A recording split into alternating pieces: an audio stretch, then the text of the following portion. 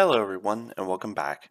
Today we're going to be continuing our investigation of eigenvalues of matrices in addition to characteristic polynomials and some other things in addition to eigenvectors of matrices.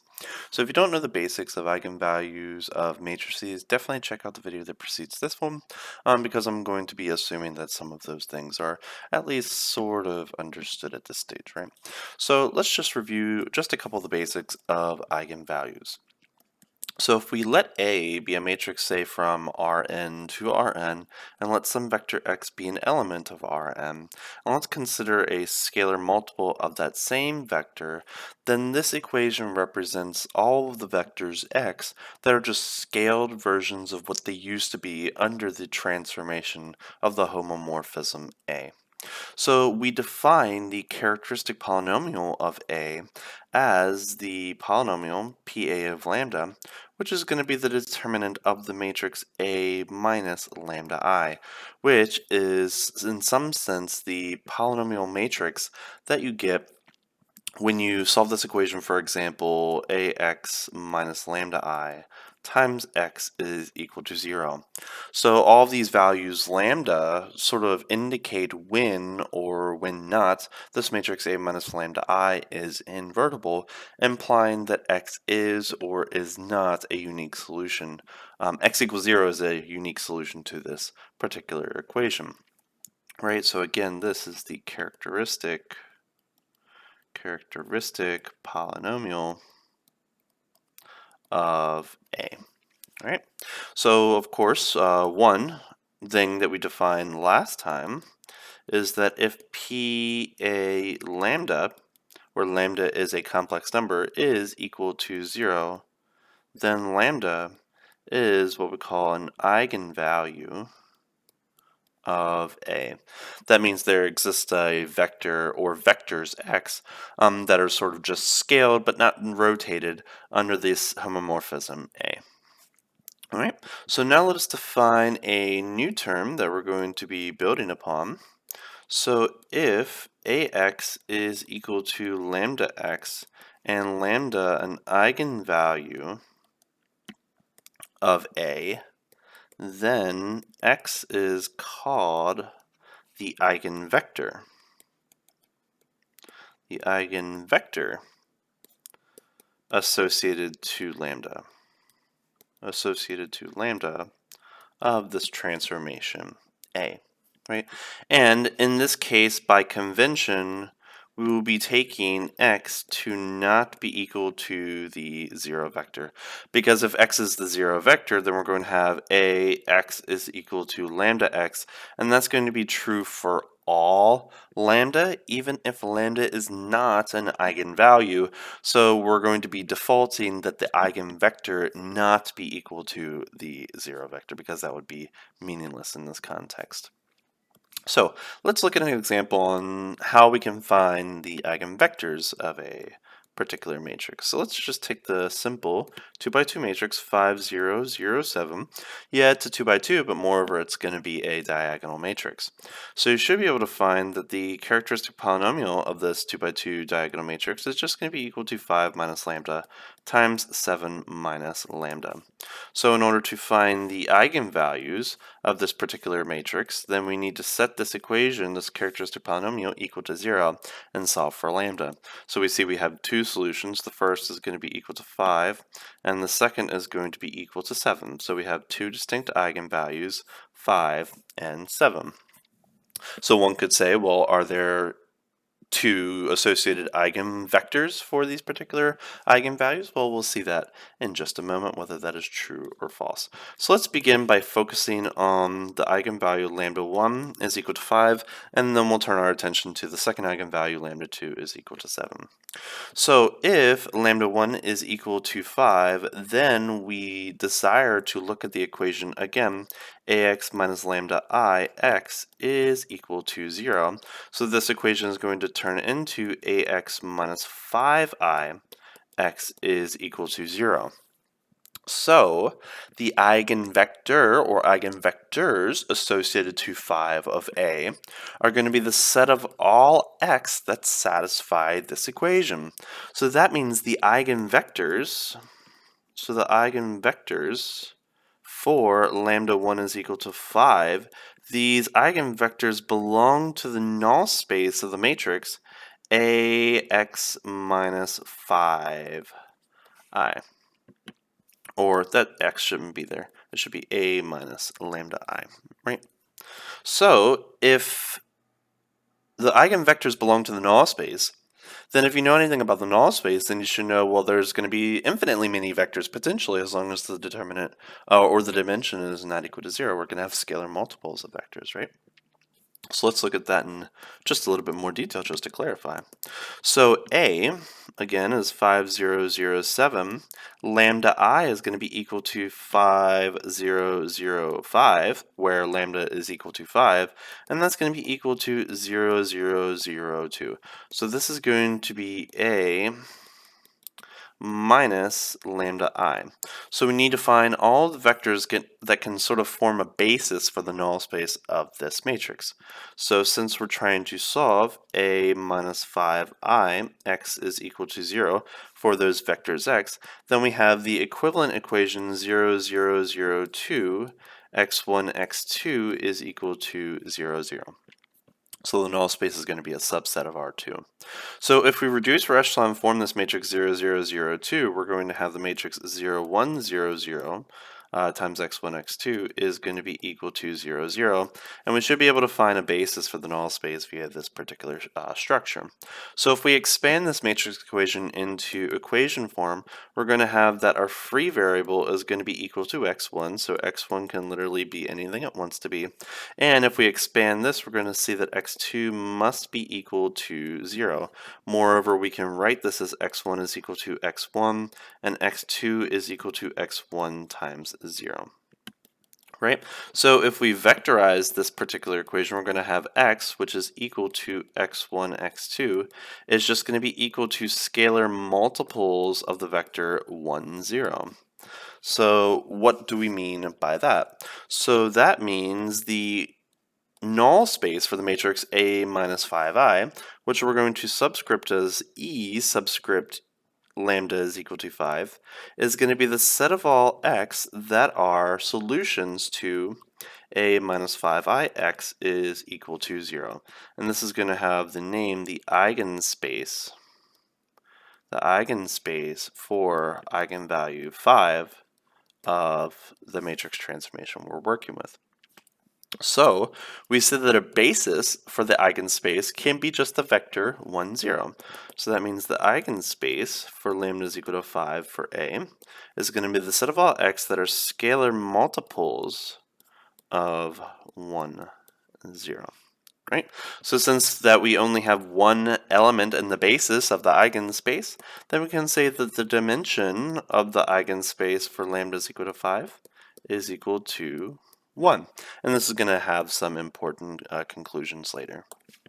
So if I say, okay, our first eigenvalue is 5, can you give me an associated eigenvector for 5? You can, for example, choose 1, 0 or any scalar multiple of it. Right?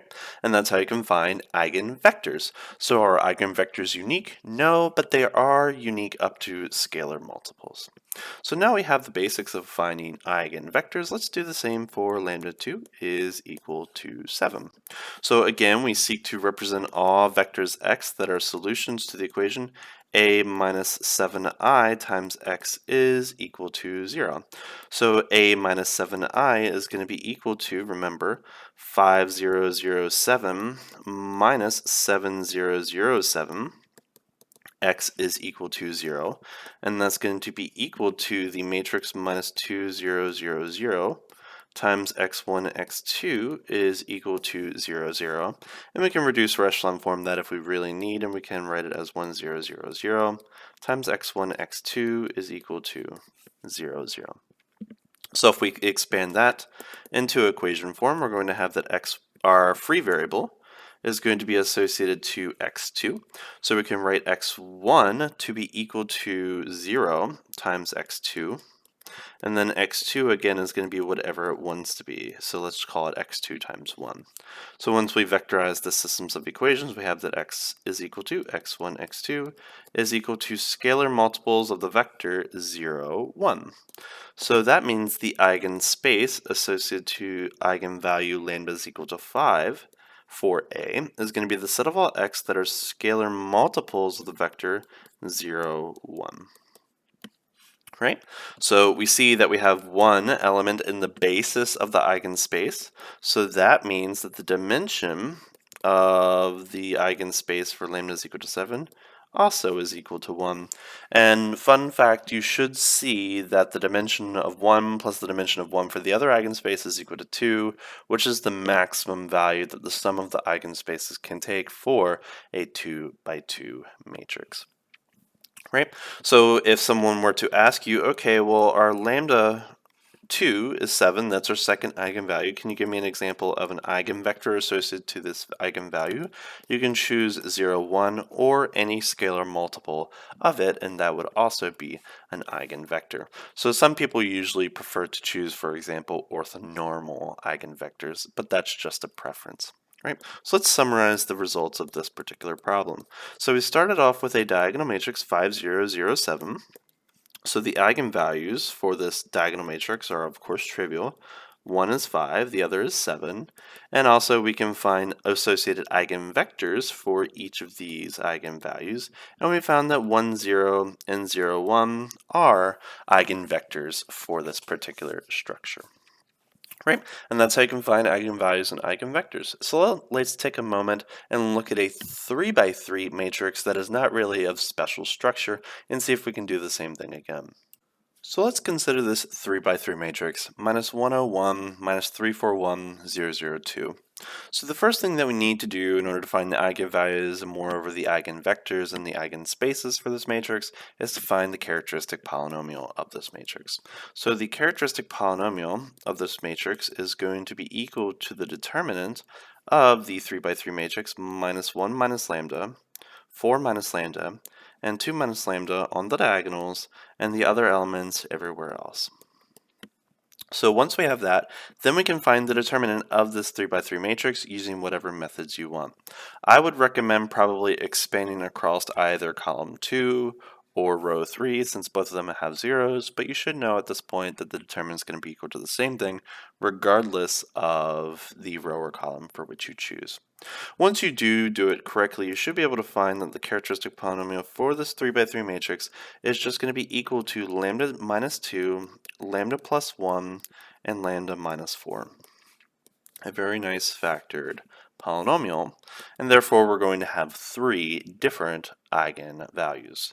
The first eigenvalue is going to be equal to 2, the second eigenvalue is going to be negative 1, and the third eigenvalue is going to be 4.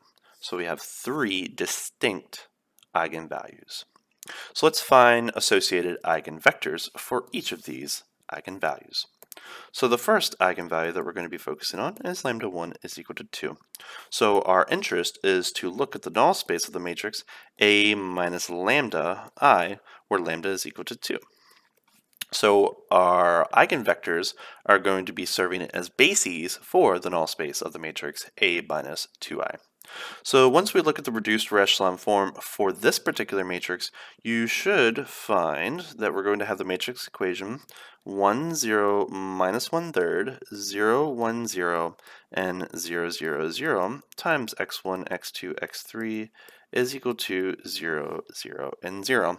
So we have one free variable, and that free variable is going to be equal to x3. So let's write that system in equation form. So we're going to have that x1 is equal to positive 1/3 x3. And then we have x2 is going to be equal to 0 times x3. And then we're going to have that x3 is equal to itself since it is the free variable. So if we vectorize this systems of equations, we can have that x is just going to be equal to a scalar multiple of the vector 1/3, 0, and 1. And you can choose any scalar for an eigenvector. So for example, we can choose x3 to be equal to 3 just to get rid of that fraction. So we can have that the first eigenvector for our first eigenvalue is just going to be equal to 1, 0, and 3. All right, now let's see if we can do it for the other eigenvalues. So the second eigenvalue of interest is going to be equal to -1. So our equation of interest is going to be equal to a minus -1i, which is the same as a plus 1ix is equal to 0. And the eigenvectors associated to lambda 2 are going to form a basis for the eigenspace of the eigenvalue -1. So once we look at the reduced echelon form of this particular system, we're going to have 1 minus 5 over 3, 0, 0, 0, 1, and 0, 0, 0, times x1, x2, x3 is equal to 0, 0, 0. So our free variable is going to be located in x2 now. So if we expand that into systems of equations form, we're going to have that x1 is going to be equal to positive 5/3 x2. x2 is going to be equal to itself. And x3 is going to be equal to 0, which is of course the same thing as 0 times x2. So that means if we vectorize this systems of equations, we're going to have that x is going to be equal to scalar multiples of the vector 5/3, 1, and 0. And for an eigenvector, we can choose literally any constant for x2. So we can let x2 again be equal to 3 to get rid of that fraction. And then we're going to have that another eigenvector for lambda 2 is equal to -1 can be the vector 5, 3, and 0. Right, so that's our second eigenvector. So we have another eigenvalue left, so let's find an eigenvector for it. So our third eigenvalue was equal to lambda 3 is equal to 4. So the equation of interest is going to be equal to a minus lambda I x is equal to 0. So same process as before, we're going to be looking at the reduced echelon form for this particular equation to quickly find the solutions. And we're going to have 1, 0, 0, 0, 0, 1, 0, 0, 0 times x1, x2, x3 is equal to 0, 0, and 0. So our free variable in this world is going to be equal to x2. So once we write out our equations, we're going to have that x1 is going to be equal to 0 times x2. x2 can be equal to whatever it wants to be, and x3 is going to be equal to 0 as well. So once we vectorize this, we're going to have that x is going to be equal to any scalar multiples of the vector 0, 1, and 0. So we can, for example, let x2 be equal to 1, since that vector looks pretty nice. And we have that our third eigenvector is going to be equal to 0, 1, and 0. So to summarize all of these results in one nice little table, let's assume that we have, again, the matrix A, which is equal to -1, 0, 1, -3, 4, 1, and 0, 0, 2. So from this 3 by 3 matrix, we're going to have 3 eigenvalues. Now sometimes they do repeat, sometimes they are complex, but in this case we have 3 distinct eigenvalues. Lambda 1 is equal to 2, lambda 2 is equal to -1, and lambda 3 is equal to 4. And for each of these eigenvalues, we can find a eigenvector that is associated to it. v1, v2, and v3. So v1 we found to be equal to the vector 1, 0, 3. The next vector we found would be 5, 3, 0. And we have another vector 0, 1, 0. Right? And those are the associated eigenvectors for those 3 eigenvalues. Now that we know how to find eigenvalues and eigenvectors for practically any square matrix, what I want to do now is spend a little bit of time and look at some theorems that are very, very important when it comes to eigenvalues and eigenvectors for matrices. The first theorem is actually quite nice if your matrix has some special structure. In particular, if A is a diagonal, upper triangular, or lower triangular matrix, then the eigenvalues are the diagonal entries of the matrix A. For example, if I have the upper triangular matrix 5, 3, 2, 0, 5, 1, 0, 0, 3, then since this is an upper triangular matrix, the eigenvalues are going to be located on the diagonal entries. So here we have that lambda 1, lambda 2 are equal to 5, and lambda 3 is equal to 3, right? So we have a repeated eigenvalue, and in particular, two distinct eigenvalues with one repeated twice. Right. So I'm not going to go and prove that, but that shouldn't be too hard for you, especially if you know some interesting properties for determinants. Now, what if we have lambda to be equal to the eigenvalue of a matrix A, and of course A is square, so the transposition also is going to be a square matrix? Then one should be able to show that lambda also is an eigenvalue for the transpose. So a matrix and its transpose have the same exact eigenvalues. Right? So how are we going to prove this particular property? Right, so let's go ahead and do that. So the characteristic polynomial for the matrix A is going to be equal to, again, the determinant of A minus lambda I. So if that's the definition for the characteristic polynomial for A, what would be the characteristic polynomial for A transpose? I'm going to use a different letter. I'm going to be using eta for the eigenvalues of A transpose because we don't necessarily know that they are equal, and I don't want you to confuse the two things, right? So the characteristic polynomial for A transpose is just going to be equal to the determinant of A minus eta I, or A transpose minus eta I, the matrix minus the eigenvalues times I. Right? Now, what do we know about the transposition of the identity matrix? Well, you should know that the transpose of the identity matrix is equal to I, so we should be able to map backwards as well. So the characteristic polynomial for A transpose is the same thing as A transpose minus eta I transpose. Notice that we have two transpositions here, so I can rewrite this as the determinant of the transpose of the matrix A minus eta I transpose, because we know transpositions distribute nicely over addition and subtraction. And we also know that the determinant of a matrix and its transpose are equal to each other. So this is going to be the determinant of the matrix A minus eta I. But what is the determinant of A minus eta I? Well, that's just the characteristic polynomial of the matrix A with respect to eta. Right? So if PA transpose is equal to 0 and PA is equal to 0, and those are the same exact things, then of course they have the same eigenvalues. So that means the eigenvalues of A and A transpose are the same. Right? So that's very nice and not quite a hard proof to deal with either. Right? So let's look at another theorem that is actually quite useful on occasions. So theorem 3. Now let's assume that A is invertible and lambda an eigenvalue of A. So what can you tell me about an eigenvalue for its inverse? Well, 1 divided by lambda will be an eigenvalue for the inverse of A, provided that it is invertible. So how are we going to go ahead and prove this?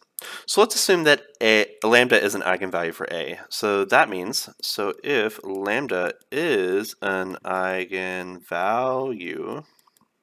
for A, then there exists some eigenvector x belonging to Rm such that Ax is equal to lambda x. Right? So since A is invertible, A inverse exists, so that means we can multiply both sides on the left by A inverse. So we're going to have A inverse times AX is equal to A inverse times lambda x. Right? So on the left-hand side, we have the identity matrix, Ix. And on the right-hand side, we have a scalar that's sort of hanging out in the middle of matrix multiplication, so we can write that as lambda times A inverse x. Now we do know that the identity matrix times a vector is just the vector itself, so we can write that as x is equal to lambda times A inverse x. And what we're going to do is we're going to divide both sides by lambda. So once we do that, what will we have? So that's going to give us that A inverse x is equal to 1 over lambda x. And provided that lambda is not equal to 0, which one can show is an if and only if condition for invertibility, I can define, for example, 1 over lambda to be equal to eta to be equal to a number. So I have that A inverse x is equal to eta x, which means that eta is an eigenvalue for the matrix A inverse, right? And that proves what we sought out to prove. Now there is something interesting about this equation, because notice that we have ax is equal to lambda x, and we have that A inverse x is equal to 1 over lambda x. So although the eigenvalues are different, we have that the eigenvectors are the same, right? So the eigenvectors are the same for both A and A inverse, which is actually pretty interesting, right? Because the eigenvalues are different, generally speaking, but the eigenvectors are the same. Now, let's look at a point that I mentioned just briefly ago. So theorem 4. A is invertible if and only if 0 is not an eigenvalue for A. So how to prove this? And let's prove it in the forward direction. So we're going to assume that A is invertible. So assume A is invertible, and the backward direction is practically a mirror image of this direction. So if A is invertible, then we know the determinant of that matrix A is not equal to 0. If the determinant of A is not equal to 0, that means the determinant of A minus 0i also doesn't equal to 0, because notice that this matrix and that matrix is the same matrix, so we haven't really changed anything. But notice that A minus 0i is precisely equal to the characteristic polynomial once you determinatize that. So that means this is the same as PA0 is not equal to 0. And by our observations before, if PA0 was equal to 0, that means 0 is an eigenvalue for A. That means this implies that 0 is not an eigenvalue of A. And that completes that proof. All right, and the backwards direction is, of course, practically a mirror image. Just work in that direction, and life is okay.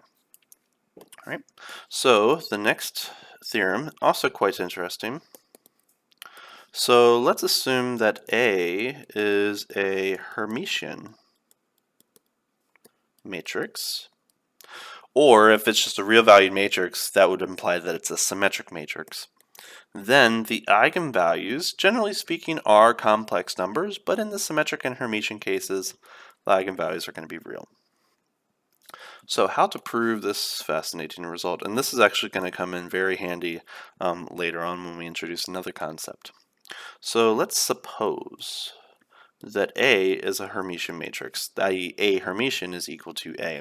And in case you don't remember what the Hermitian operator is, the Hermitian is just the conjugate transpose, or the transpose of the conjugate. Either direction is perfectly okay. And what we're going to do is we're going to let XH denote the Hermitian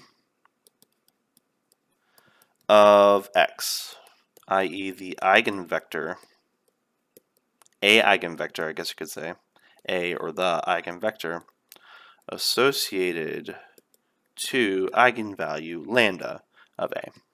Right?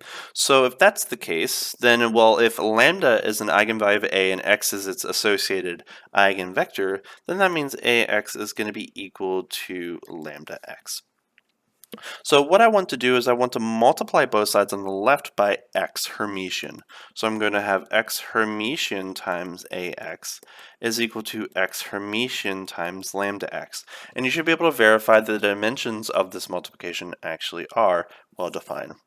So what do I have here? So let's actually rearrange this just a tad bit, because notice that we have, again, a scalar that's sort of hanging out in the middle of matrix multiplication. So I can just rewrite this as x Hermitian ax is equal to lambda times x Hermitian x. right? So what I want to do is I want to factor out a Hermitian out of this product, both on the left and the right-hand side, and that's going to give us something that should be vaguely familiar to you. So keep in mind that if we have A transpose times B times, let's C transpose, and want to sort of factor out a transpose out of this, we're going to have C B transpose A transpose. Remember, transposition distributes over products in a non-commutative fashion. So if we do that, what are we going to have? So we're going to have X Hermitian, so I'm focusing on that one there, and then we're going to have A Hermitian, and then the Hermitian of the Hermitian, and then the Hermitian for which we factored out. And then on the right-hand side, I'm going to factor out a Hermitian here. So that's going to give us the Hermitian of lambda. Then we're going to have X Hermitian and X Hermitian Hermitian and the Hermitian for which we factored out.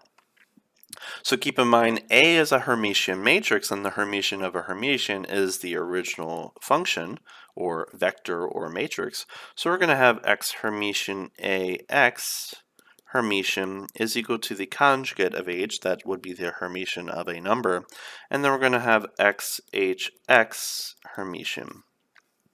So once we have this expression, what does that imply?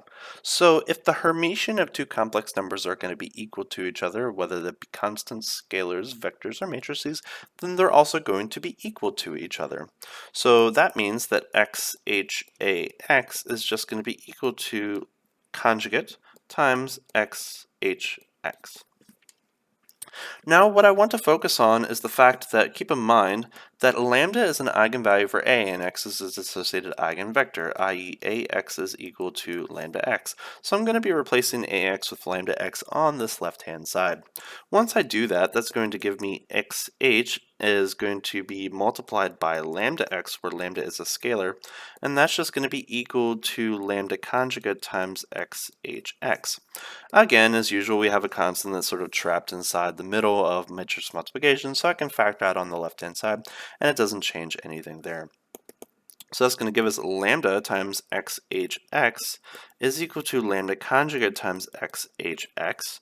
And notice that we have the same thing on both sides, so I can, for example, subtract this to the left-hand side, and that's going to give me lambda minus lambda conjugate times XHX is going to be equal to, again, what is that? That's going to be the zero scalar. Right? Because remember, lambda and lambda conjugate are numbers, and that's practically just the norm squared of the complex vector x. Right? So once I have that, then I'm going to have that, okay, well, that's only equal to 0 if x is the 0 vector, but x cannot be equal to the 0 vector because x is an eigenvector, right? So if that's not equal to 0, that means that lambda minus lambda conjugate is equal to 0, and that means lambda is equal to lambda conjugate. So what exactly does that mean? So if we let, for example, lambda to be equal to a plus bi, where a and b are real numbers and I is the imaginary unit, then this means that a plus bi is going to be equal to a minus bi, which implies that bi must be equal to 0, which implies that b is equal to 0 as well. So if b is equal to 0, that means lambda belongs to the set of real numbers only, and that completes the proof of what we sought out to prove. In particular, if A is a Hermitian or symmetric matrix, then the eigenvalues of that matrix are always going to be real numbers and never complex. The next theorem that we're going to be looking at is actually a very, very important one. Let's assume that A is an n by n matrix, and let's assume that the eigenvalues are all distinct, i.e. none of them repeat. So for example, if you have a 3 by 3 matrix, 5, 6, 8 would work, but 5, 5, 10 would not. And let's assume that S is a set of eigenvectors associated to each of those distinct eigenvalues. And let's call these eigenvectors v1, v2 down to vm, and let's put them in a set S. Then, this theorem states that the set of vectors is always an independent set of vectors in Rn. So how are we going to actually go ahead and prove this? Because this is actually quite interesting. Because if that's the case, that means these vectors, v1, v2 down to vn, form a basis for Rn, which is actually very, very useful. And you can always transform that basis into an orthonormal basis via, say, Gram-Schmidt. So for this, what we're going to do is we're actually going to be using proof by contradiction. So what do I mean by proof by contradiction? That is, I'm going to assume that, for example, this set actually is not an independent set. I'm going to get a contradiction, which is going to violate the assumption for which I made that they are actually dependent, which would imply that they are not by the truth table logic. So let's assume that this set is dependent. So assume S is a dependent set. And let's assume that A is a n by n matrix that has all these vectors in it. For example, v1, v2, down to vm. Right? So this is an n by n matrix.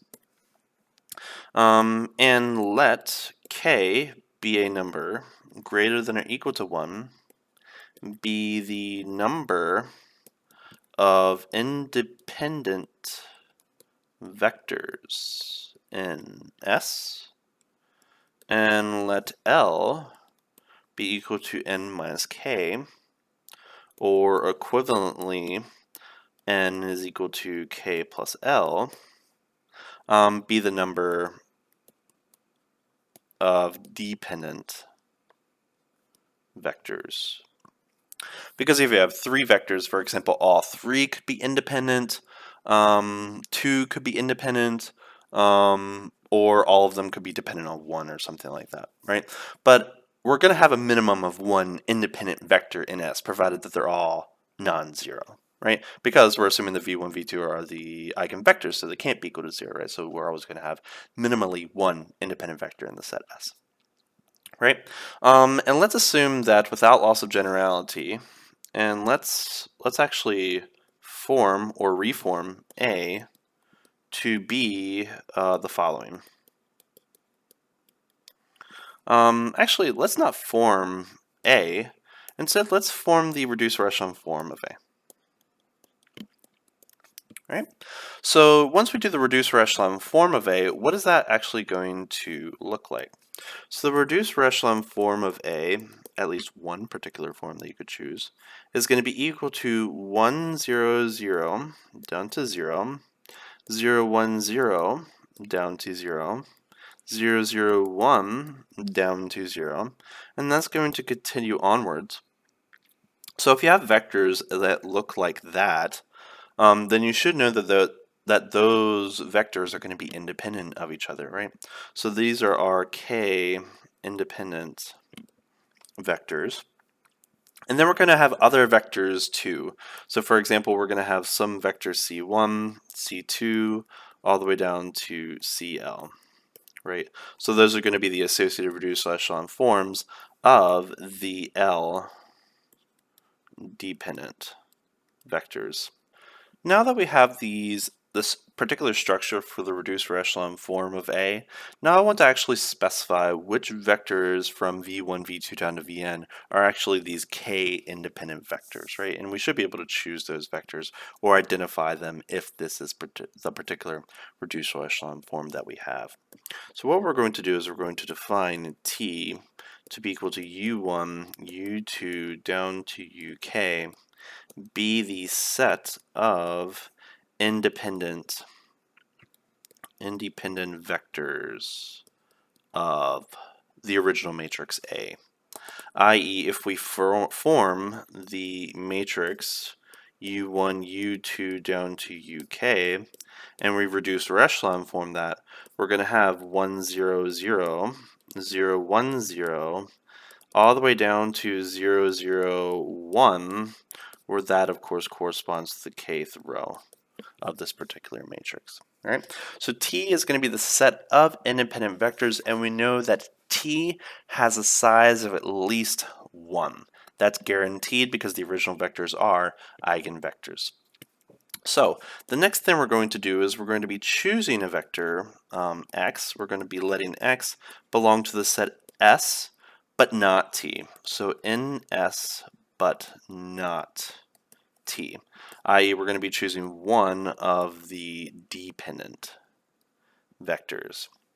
So if x belongs to the set of dependent vectors, that means x can be expressed as a linear combination of the vectors in T, because T forms an independent set, right? And the span, of course, gives you the same span if you were to include the same dependent vectors, right?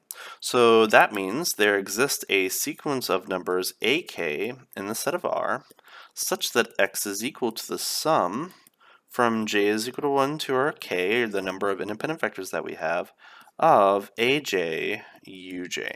Right? That's going to be equal to a1, u1 plus a2, u2, all the way down to ak and uk. And this linear combination is going to be very, very important with respect to x. All right, so now let's build a couple other things. Now let's let uj be the eigenvectors for some matrix A with associated eigenvalues lambda j with a k by k matrix, a real valued matrix, right? Because we have k uj's, right? So therefore they form an invertible matrix A, and we already know that A is not going to have a zero eigenvalue. So if we have this linear combination that x is equal to that linear combination, what we can do is we can multiply both sides on the left by, for example, the matrix A. So that's going to give us ax is equal to, so keep in mind a1 is just a constant, so we're going to have a1 times au1 plus a2 times au2 all the way down to ak times auk. And we're assuming that the lambda j's are going to be the eigenvalues of each of them. That means we also know that ax is equal to a1 lambda 1 u1 plus a2 lambda 2 u2 plus ak lambda k uk. So we have both of those formed as well. Now what we want to do, right, so slightly complex, we're going to be letting eta be an eigenvalue of A, and x its associated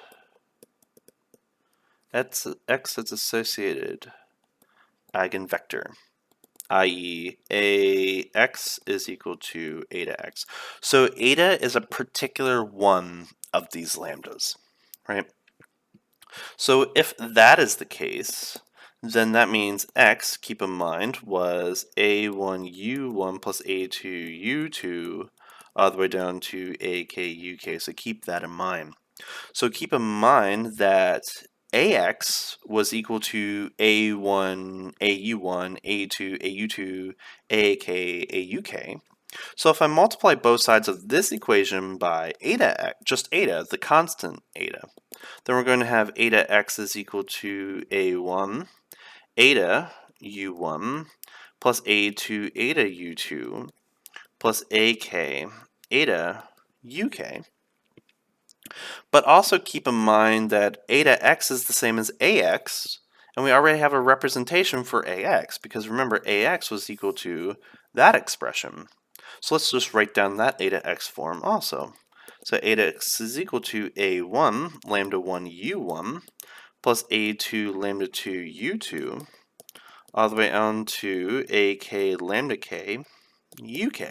And keep in mind eta is one of these. Right? So if we subtract these two equations together, so equation 1 and equation 2, what are we going to get? So we're going to have that 0 is going to be equal to, so we have a common factor of a1, a2 down to ak in each of those terms.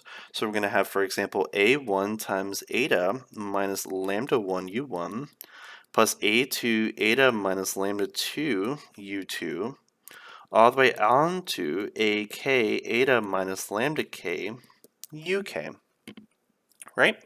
So what is so special about these u's? So keep in mind that these uj's are independent of each other. That means the only way that this linear combination is equal to 0 is if these constants in front of them are equal to 0. Right? But if that's the case, that means that eta cannot be equal to lambda 1, eta cannot be equal to lambda 2, And eta cannot be equal to lambda k, right? And that, of course, is subtly a little bit annoying, right? And keep in mind, these eigenvalues are all different. Eigenvalues are distinct by assumption, right? And keep in mind that this set UK, so U1, U2 down to UK, is an independent set of assumptions. So the only way that this can be true is if each of these AJs are all 0. So that means AJ is equal to 0 for all j. So if AJ is equal to 0 for all j, that means eta times x is equal to the 0 vector. But what does that mean? That means x hat must be equal to the 0 vector, but that's a contradiction to the assumption that 0 cannot be an eigenvector for that matrix A. Right? So that implies, since that contradicts our premise, that implies that the original set that we're working with is indeed an independent set of vectors. Now that we know how to find eigenvalues and eigenvectors, and we know several different theorems about eigenvalues and eigenvectors, now our next goal is to approximate them, because sometimes if our matrix is really big, it's very computationally expensive if we were to try and find them via, for example, characteristic polynomials and stuff like that. So keep in mind that eigenvalues, generally speaking, are complex numbers. And also let's assume that the matrix that we're working with, A, is of the structure A11, A12 down to, for example, A1m, A21, A22, all the way down to A2m, and then AN1, AN2, all the way down to ANM. Right, so let's assume that this matrix is of the structure, and let's also assume that Aij also can be a complex number as well. So it's generally a complex valued matrix. So the tool that we're going to be using for approximating eigenvalues is going to be the following. And it's going to be called a Gershgorin disk. So a Gershgorin disk. So a Gershgorin disk, and we're going to be denoting it by G subscript I, is a closed disk centered at the point AII in the complex plane with radius Ri, which is equal to the sum across all j that are not equal to I of the absolute value of Aij. So let's just break this down just a tad bit. So what is AII? So AII are the diagonal entries. That's obvious. But what is this particular thing? So this is the ith row absolute sum. So you take the absolute value across all values in the row for which you're analyzing. You take the absolute value of them and you add all of them up except for the diagonal entry. Let's look at an example just to make sure we have the basic understanding of Gershgorin disk down. So example 1. Let's assume we have the matrix A, which is -3, -2, -1, 5, which is obviously a 2 by 2 matrix. So that means we're going to have at most 2 Gershgorin disks. And you may want to sort of think about, well, is it possible to have only one Gershgorin disk for a 2 by 2 matrix? And you should be able to quickly generate an example once we actually start working out this example. So we're going to have at most 2. So Gershgorin disk number 1 is going to be centered at the first diagonal entry, which is going to be the point -3, 0 in the complex plane. If it was for example, a -3 plus 2i, it would be -3, 2 in the complex plane. And the radius of that Gershgorin disk is going to be the absolute value sum of all other values in that row. So it's going to be the absolute value of -2, which is going to be equal to 2. The second Gershgorin disk is going to be centered at the second diagonal entry, which is going to be 5, 0. And the radius is going to be the absolute value sum across all value entries in that row, which is going to be -1, which is going to absolute value to be equal to 1.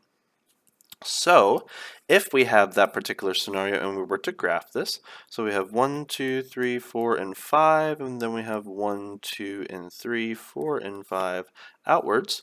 So -3, 0 is going to be located there, so that's the first center. And then we're going to be having a circle there. So that's G1. And then the second Gershgorin disk is going to be located all the way over here. Let's draw a couple more tick marks there.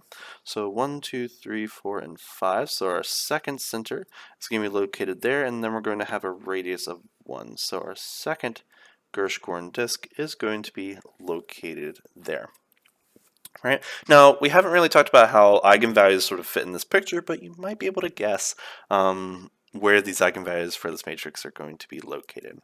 Before we get into that, let's just do another example of Gershgorin just to make sure you have the basics down. Let's actually take a complex valued matrix. 3 plus 2i, 2 minus 5i, 1 minus 5i, and 1 plus 7i. And let's calculate the Gershgorin disks, and you can graph them if you want to. So the first Gershgorin disk is going to be centered at the point 3, 2, right? That's the point representation for 3 plus 2i. And the radius for that is going to be the absolute value of all other entries there, so that's going to be 1 minus 5i. And the absolute value of 1 minus 5i is going to be the square root of 1 squared plus minus 5 squared, which is going to be the square root of 26, which is something a little bit greater than 5. The second Gershgorin disk is going to be centered at the point 1, 7, and its radius is going to be the absolute value of 2 minus 5i, which is going to be the square root of 4 plus 25, which is going to be the square root of 29, right? Which is, again, a little bit larger than the square root of 26, but still less than 6. So if we were to graph these Gershgorin disks, what will we have?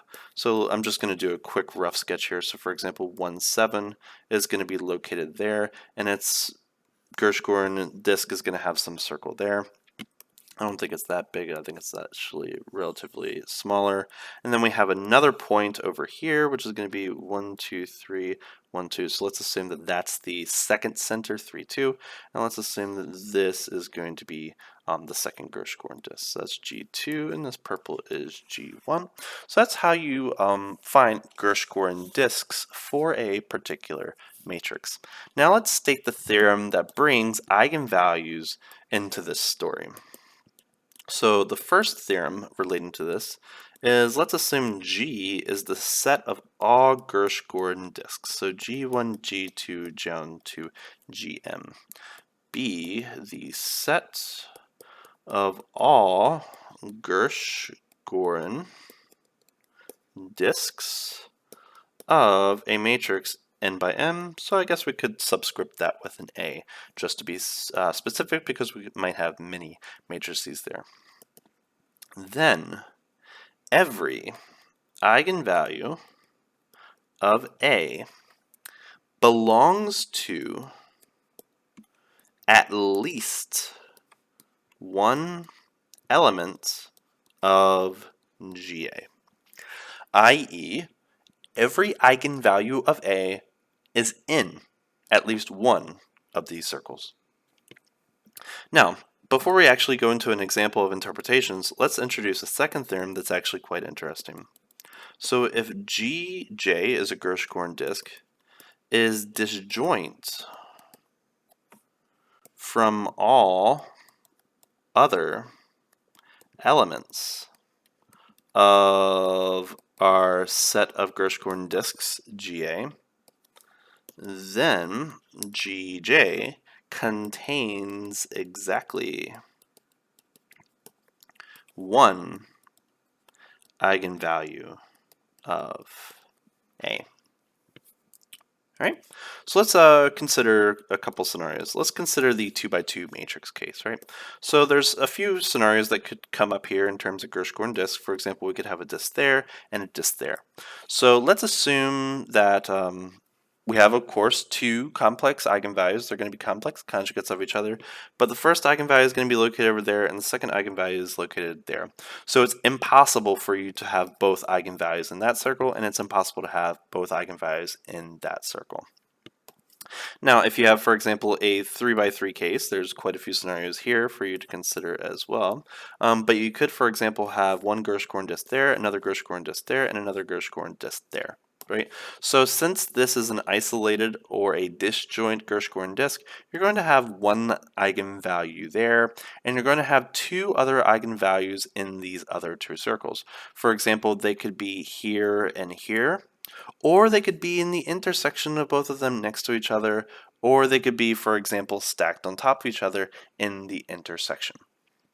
Right, but that's pretty much the idea of Gershgorin disks and how they can be used to approximate, right? Because once you find one, for example, if we have that there, we don't have to look anywhere else. The only place we have to look for the other one is just going to be in that circle. So we can sort of ignore the rest of the R2 vector space. To close things out, I just wanted to present to you this nice little problem of a 4 by 4 complex valued matrix just to sort of show you how wonderful the Gershgorin approximation theorem actually is. So here we have a 4 by 4 complex valued matrix with a bunch of complex values. Definitely not the easiest, but typically if you wanted to go things in the traditional manner, you would first find the characteristic polynomial, which is going to be this slightly complex looking fourth degree polynomial. Now, of course, even if you do not necessarily want to work out these things, you should be able to find that the leading term is going to be lambda to the power of 4 because it's a even number of rows, even number of columns matrix. So that's one property of the characteristic polynomials that comes from, for example, the Cayley-Hamilton theorem. And of course, since it's an even, that's going to be equal to the determinant. If it's odd, that would be the negative determinant. And then we would have to use, for example, some numerical methods in order to approximate the eigenvalues of this. Because since we have coefficients that are not in the set of real numbers, the eigenvalues are not necessarily going to be complex conjugates of each other, and typically they won't be if you have a complex coefficient polynomial. Because notice here we have minus 5.1, 0.2, 1.0, 4.0. We have no repetition even for the real values. So we really have just scattered complex eigenvalues all over the complex plane. Right, so approximating these, of course, is going to be very, very sad. So what we would like it to do is to approximate these things via Gershgorin's theorem, right? So these centers, of course, are going to be coming from these diagonal entries, 2 plus 5i, minus 5, 2i, and 3 plus 3i. Those are going to be the centers, and then you can take the absolute value of all of the other terms. For example, the absolute value of I is 1, the absolute value of minus 2 is 2, the absolute value of 1 is 1. So we have 1 plus 2 plus 1, which is going to be equal to 4, which gives us the first Gershgorin radius for our Gershgorin disks. And then you can do the same, for example, the other two. It's not very easy to find the radiuses when you have, for example, pluses on the non-diagonal entries, but nonetheless you can find them if you really want to. So once you have all those Gershgorin disks, you can plot them, for example, in Desmos and sort of look at all the circles and guess where all the eigenvalues are located, but it definitely gives you a finite, in some sense, realm to look so you don't have to explore all of R2. Now, just a little side exercise, just in case you're curious, I want you to tell me which Gershgorin disk do each of these eigenvalues belong to, in particular to that particular column. Right, but that's just a geometric exercise that you may have encountered back in pre-calculus. But those are the basics of eigenvalues and eigenvectors and the Gershgorin method for approximating them, and a couple theories as well that are actually very, very important. In particular, the one talking about eigenvectors and how they form an independent set, which is going to be very, very useful later on. So I hope you enjoyed, and I'll see you in the next video. Take care.